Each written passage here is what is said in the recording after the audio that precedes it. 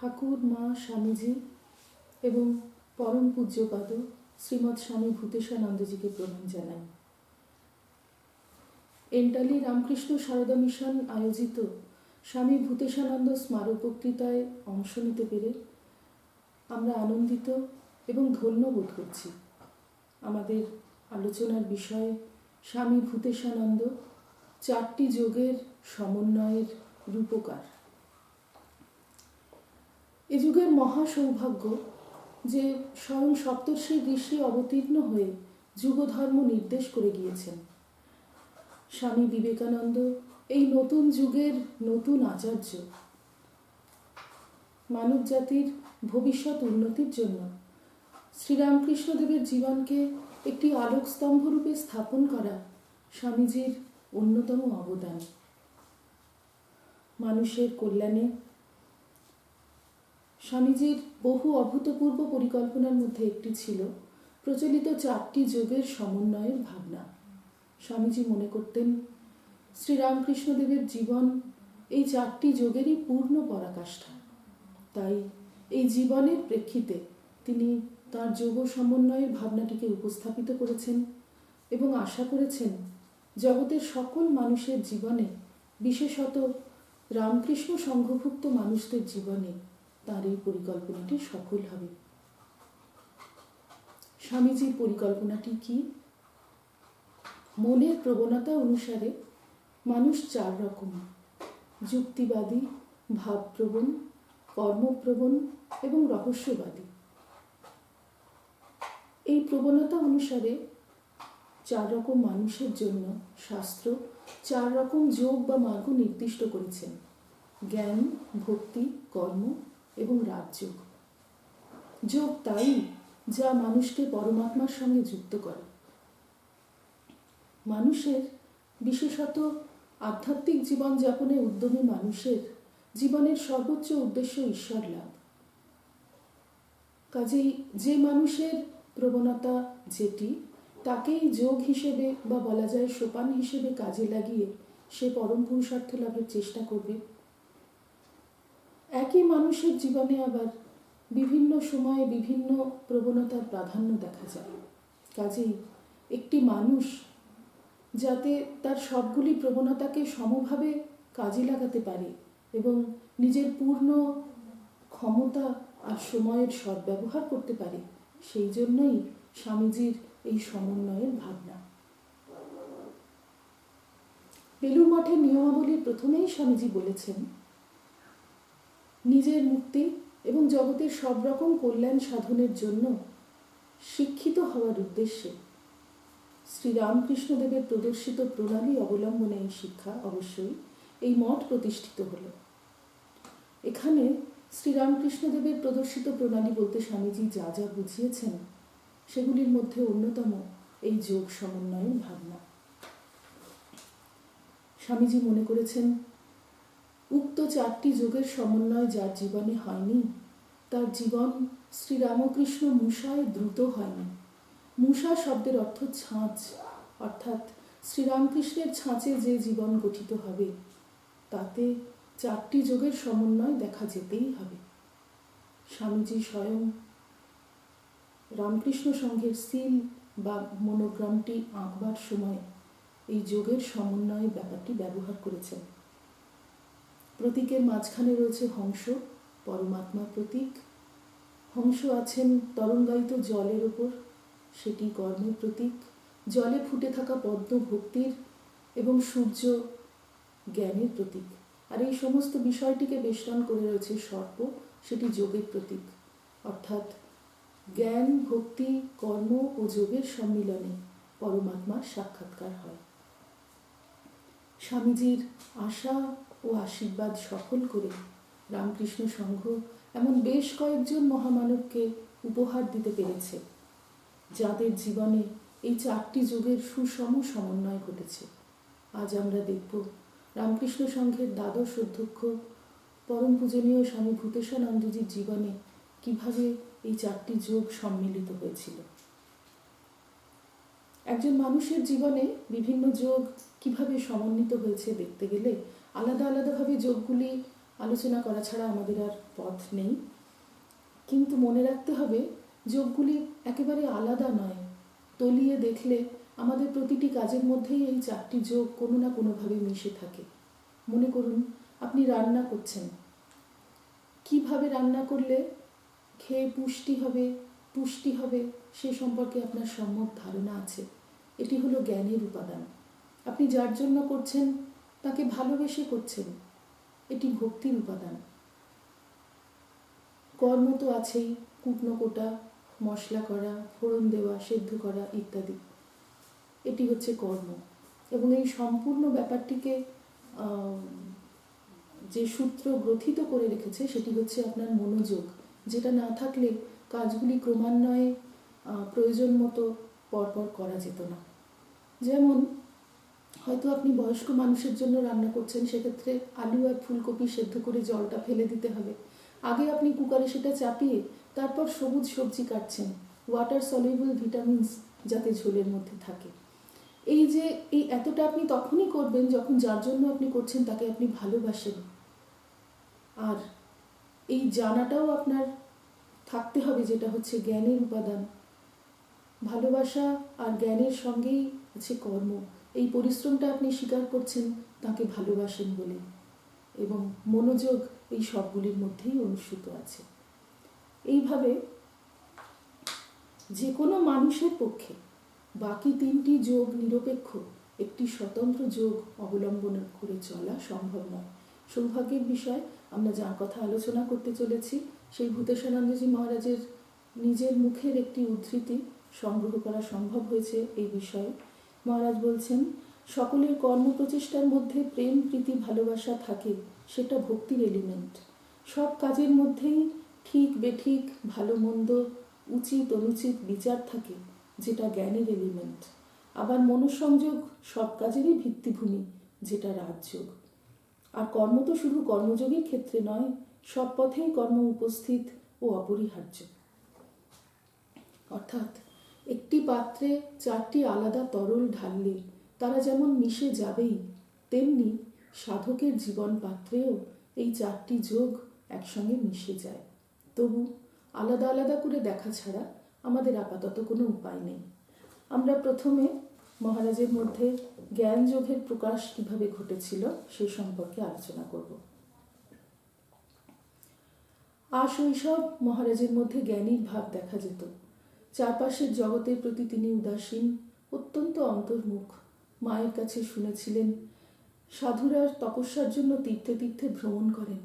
সেই জীবনের আকর্ষণে শিশু বিজয় কৃষ্ণ পথে বেরিয়ে পড়তেন।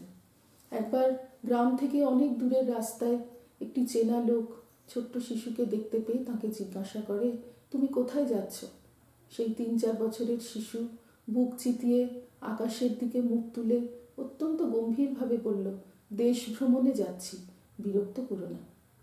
মহারাজ পরে বলতেন, তখন আমার কাছে দেশ ভ্রমণ মানেই ছিল সন্ন্যাসীর জীবন। একটু বড় হতেই বালক পড়ে ফেললেন গিরিশচন্দ্র ঘোষের পূর্ণচন্দ্র নাটকটি। সেই নাটকের ত্যাগ, বৈরাগ্য, তপস্যা আর সন্ন্যাসের ভাব তার মনে চিরকালের জন্য মুদ্রিত হয়ে গিয়েছিল। জ্ঞানের সঙ্গে তপস্যার একটি ঘনিষ্ঠ সম্পর্ক রয়েছে। জ্ঞানী বলতেই আমাদের চোখে ভেসে ওঠে গীতার সেই তপস্বীর ছবি, বিবিক্তা সেবী লঘ্বাসী ইয়তা বাক্কায় মানসা। অর্থাৎ জ্ঞানের প্রতি নিষ্ঠাবান মানুষ তপস্যা করেন পরিমিত খেয়ে, নির্জনে থেকে, কায়মনোবাক্যে সংযত হয়ে। এইরকম একটি কঠোর তপস্বী জীবনের প্রতি আকর্ষণ মহারাজের ছোটবেলা থেকেই। 10ম শ্রেণীতে পড়বার সময়ই তিনি কিছুদিন কাশীতে এবং মধুপুরে গিয়ে তপস্যা করে আসেন। এরপর এন্ট্রান্স পরীক্ষার প্রায় মাস 2 আগে মহারাজ বাড়ি থেকে পালিয়ে হরিদ্বার, কাশী, কনখলে গিয়ে তপস্যা করেন। সেই সময় বেলুর মঠ থেকে দয়ানন্দজি সেখানে গিয়ে তপস্যা করছেন। তিনি কিশোর বিজয়কে অনেক বুঝিয়ে বাড়ি পাঠিয়ে দেন এবং এন্ট্রান্স পরীক্ষা দিতে বলেন। পরে যখন মহারাজ ব্রহ্মচারী, তখন সন্ন্যাসের কিছুদিন আগে তার মনে উত্তরকাশীতে তপস্যার প্রবল প্রেরণা এসেছিল। কিন্তু তার গুরু স্বামী শারদানন্দজি রাজি হননি। তিনি বলেছিলেন, এখনই এত কঠোরতা করলে তোমার শরীর ভেঙে যাবে, পরে যে। অভিমান করে শিষ্য সেদিন বলেছিলেন, এই শরীর দিয়ে দেখিয়ে দেব ভগবান লাভ হয় কি না। যাই হোক, 1928 সালে সন্ন্যাসের পর মহাপুরুষ মহারাজের কাছে ভূতেশানন্দজি তপস্যার অনুমতি পান। সেই সময় প্রায় 2 বছর তিনি কাশী আর উত্তর কাশীতে তপস্যা করেন। পরবর্তীকালে মহারাজ তাঁর কঠোর তপস্যার কথা যেটুকু প্রকাশ করেছেন সেটুকুই আমাদের কাছে আলোকস্তম্ভের মতন হয়ে আছে। সেই সময় তিনি ছত্রে একবেলা ভিক্ষা করে খেতেন, কয়েকটি রুটি তার থেকে রেখে দিতেন। রাত্রে কোনো মতে সেটা জলে ভিজিয়ে খাওয়া গেলেও পরদিন সকালে কিছুতেই খাওয়া যেত না, খুব শক্ত হয়ে যেত। অনেক সময় মহারাজ সেটা পথের গরুকে দিয়ে দিতেন, গরুও সেটা খেতে চাইত না। রুটির কাছে মুখ নিয়ে গিয়ে কিভাবে নাক বাঁকিয়ে গরু মুখ ফিরিয়ে নিত সেই ভঙ্গিটি মহারাজ পরে নিপুণ অভিনয় করে দেখাতেন। যাই হোক, এইভাবে কয়েক মাস চলার পর মহারাজের দুরারোগ্য রক্ত আমাশা হয়। সেই সময়কার মর্মস্পর্শী যন্ত্রণার কথা মহারাজ বলেছেন তার জীবনীতে আমরা দেখতে পাই। তীব্র বৈরাগ্যবশত মহারাজ তার প্রতিকারের কোনো চেষ্টাই করেননি। ঔষধম জাহ্নবী তোয়ম বৈদ্য নারায়ণ হরি। মহারাজের ওষুধ ছিল শুধু গঙ্গা জল, আর বৈদ্য ছিলেন স্বয়ং শ্রীরামকৃষ্ণ। এই সময়কার কথায় মহারাজ পরে বলেছেন, ঘড়ি ধরে ধ্যান জপ করতাম না, আর সারাদিন ধ্যান জপ ছাড়া কী বা করার ছিল। চেষ্টা করতাম যতদূর সম্ভব তাঁতে মন লাগিয়ে রাখতে। রোজ গীতা পড়তেন। একদিন একটি শ্লোক চিন্তা করতে করতে হঠাৎ ইচ্ছে হলো টিকাটা একবার দেখেন। কাছেই কৈলাস মঠ, সেখান থেকে শ্রীধরী টিকা নিয়ে এলেন। পড়তে পড়তে মহারাজের মনে হলো, আমি কি করছি? আমি তো পড়াশোনা করতে আসিনি, আমি তো এখানে তপস্যা করতে এসেছি। সঙ্গে সঙ্গে বই বন্ধ করে মহারাজ ফেরত দিয়ে এলেন। অর্থাৎ মনের ওইটুকু বিক্ষেপও মহারাজ হতে দেননি। এইভাবে বছর 2 কাটল।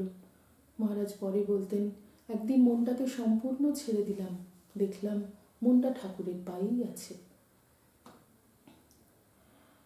তপস্যা ছিল মহারাজের জীবনের অঙ্গীভূত। তিনি যখন বেলুড় মঠে থাকতেন, অনেক সাধুরা স্মৃতিচারণ করে বলেছেন যে রাত্রে সকলের সঙ্গে বিছানা করলেও, মশারি টাঙালেও মহারাজ কিন্তু ঘুমোতেন না। চলে যেতেন গঙ্গার তীরে পোস্তায় অথবা মায়ের মন্দিরে, সারা রাত জপ ধ্যান করে ভোরবেলা এসে বিছানা তুলে ফেলতেন। জ্ঞানের ক্ষেত্রে শাস্ত্রচর্চার একটি বিশেষ স্থান রয়েছে। বেলুড় মঠে যোগদান করে মহারাজ স্বামীজির শিষ্য শুদ্ধানন্দজি এবং তখনকার বিখ্যাত পণ্ডিত তারাসার ভট্টাচার্যের কাছে শাস্ত্রপাঠ করেন। ব্রহ্মচারী বিজয় কৃষ্ণের মেধা, উৎসাহ, অধিকার এবং পাণ্ডিত্য দেখে তাঁরা তাঁকে খুব স্নেহ করতেন। বিশেষত শুদ্ধানন্দজি এবং ওঙ্কারানন্দজি সস্নেহে বলতেন, ওকে কোথাও পাঠানো হবে না, ও মঠে থেকেই পড়াশুনো করবে। পরবর্তীকালে ভূতেশানন্দজির শাস্ত্র ব্যাখ্যা সংঘে কিংবদন্তি হয়ে আছে।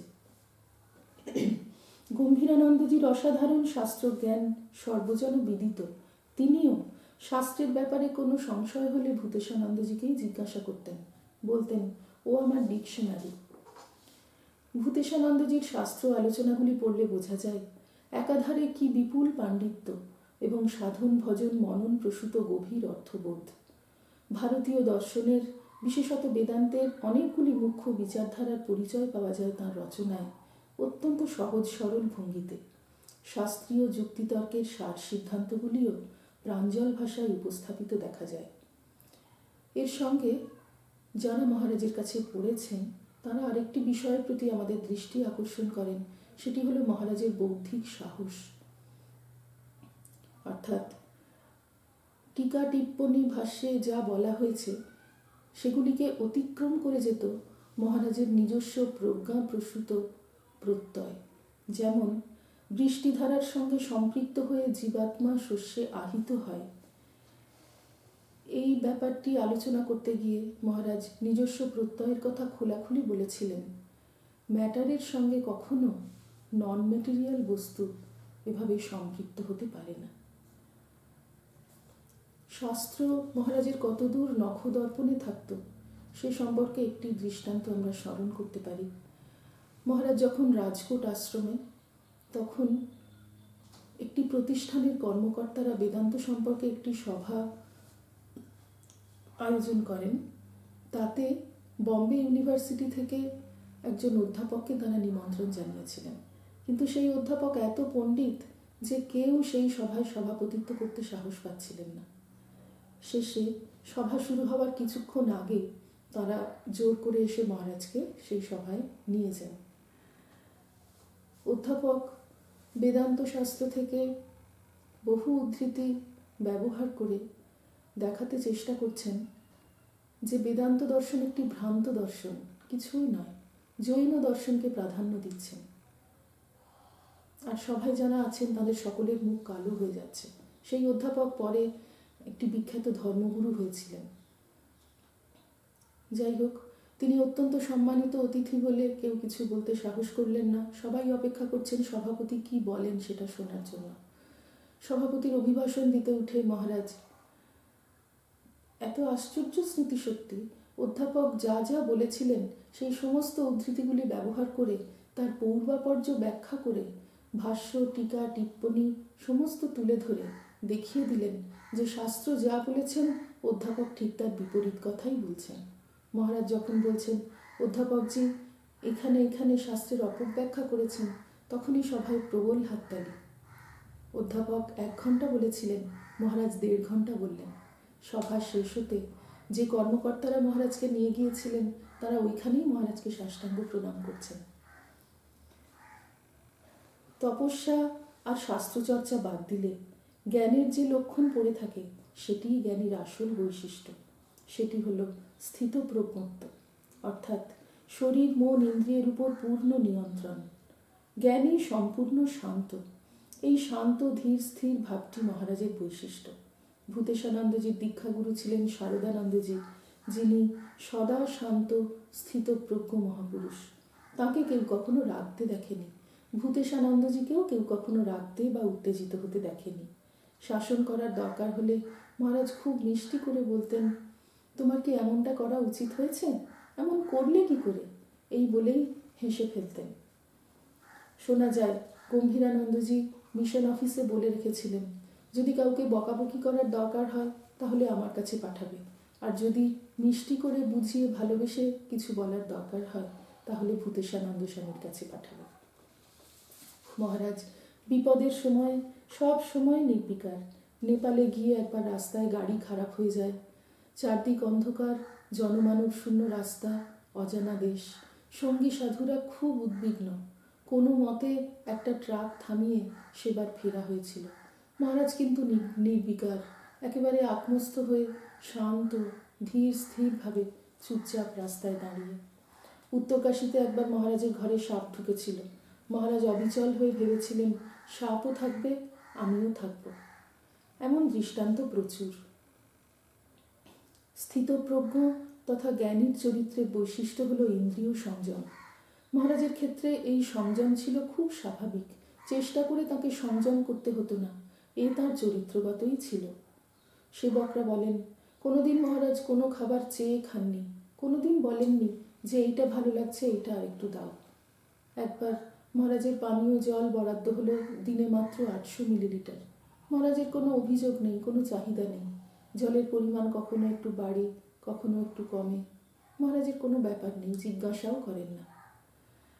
ভাগবতে একটা কথা আছে, জিতাং সর্বম জিতে রসে, অর্থাৎ রসনাকে যদি জয় করা যায় তাহলে সব কিছুই জয় করা হয়ে যায়। রসনা জয়ের 2টি ক্ষেত্র, একটি খাওয়া আর একটি কথা বলা। মহারাজ এই 2টি ক্ষেত্রেই রসনাকে জয় করেছিলেন। কারোর সঙ্গে অপ্রীতিকর কিছু ঘটতে চলেছে বুঝতে পারলেই মহারাজ একেবারে চুপ করে যেতেন। ভরত মহারাজ বলতেন, ও তো বোবা, বোবার আবার শত্রু থাকে নাকি? মহারাজের একজন চিকিৎসক বলেছেন, শেষ দিন পর্যন্ত মহারাজের কথার এত বাঁধুনি, এত নিখুঁত কথাবার্তা, একটি অপ্রয়োজনীয় কথা নেই, একটি বাজে শব্দ নেই। অল্প কয়েকটি কথাই বুঝিয়ে দিতে পারতেন তিনি কি চান, সংশয়ের কোনো অবকাশ থাকত না। শেষ জীবনে মহারাজকে কেউ কেউ বলতে শুনেছেন, আমার তৃষ্ণাও নেই, বিতৃষ্ণাও নেই। এইটি জ্ঞানীর সম্পূর্ণ নিস্তরঙ্গ চিত্তবৃত্তি। জ্ঞানের প্রকাশ বৈরাগ্যে। মহারাজের তপস্যাময় সমগ্র জীবন এই বৈরাগ্যেরই প্রতিমূর্তি। প্রতি মুহূর্তে তাঁর চেতনায় এই বৈরাগ্য সজাগ। একজন বলছেন, মহারাজ আপনার জন্য বাজি এনেছি। মহারাজ সঙ্গে সঙ্গে উত্তর দিচ্ছেন, বাজি কি জানো? সংসার হচ্ছে বাজি, সর্বদাই সব পুড়ছে, জ্বলছে। জ্ঞানীর আরেকটি লক্ষণ অহংকার শূন্যতা। ভূতেশানন্দজির দেহত্যাগের পর তাঁর স্মরণ সভায় স্বামী আত্মস্থানন্দজি বলেছিলেন, তাঁর আচার ব্যবহারে কখনো অহংকারের কোনো চিহ্ন দেখিনি। সব ব্যাপারেই তার মধ্যে এক অদ্ভুত বিনয় লক্ষ্য করতাম। শারদেশানন্দজি বলতেন, ভূতেশানন্দজি এত বড় পণ্ডিত, এত সম্মানিত সর্বজনমান্য সাধু, কিন্তু কোনো প্রকাশ নেই, অহংকারের লেশ মাত্র নেই। ভূতেশানন্দজি যখন কোনো আশ্রমের অধ্যক্ষ, তখন অন্য কোনো নতুন কর্মী সেখানে গেলে দেখতেন স্টেশনে স্বয়ং ভূতেশানন্দজি তাকে নিতে এসেছেন। তিনি যদি সংকোচ করে বলতেন, মহারাজ আপনি এলেন কেন, আর কাউকে পাঠালেই তো পারতেন, তখন মহারাজ বলতেন, আশ্রমে সকলেরই নির্দিষ্ট কাজ রয়েছে, কেবল অধ্যক্ষেরই কোনো নির্দিষ্ট কাজ নেই, তাই আমি এসেছি। এত নিরভিমান। শ্রীরামকৃষ্ণ বলতেন, জ্ঞানী বালক স্বভাব। মহারাজের মধ্যে এই বালক ভাবের প্রকাশ খুব দেখা যেত। একটি ঘটনা স্মরণ করি। একবার মহারাজের সঙ্গে চেতনানন্দজি প্লেনে করে ফিরছেন। পরিবেশন করা হয়েছিল চা আর ভেজিটেবল চপ। মহারাজ সেটা খেলেন, আর ফিরে এসেই খুব পেট খারাপ। চেতনানন্দজি পরে জানতে পেরে যখন বলছেন, মহারাজ আপনি দেখলেন না আমি খেলাম না, আপনি কেন খেলেন? ওই ঠান্ডা চপ খেয়েই আপনার পেট খারাপ হয়েছে। মহারাজ বলছেন, তুমি কি জানো না যে আমার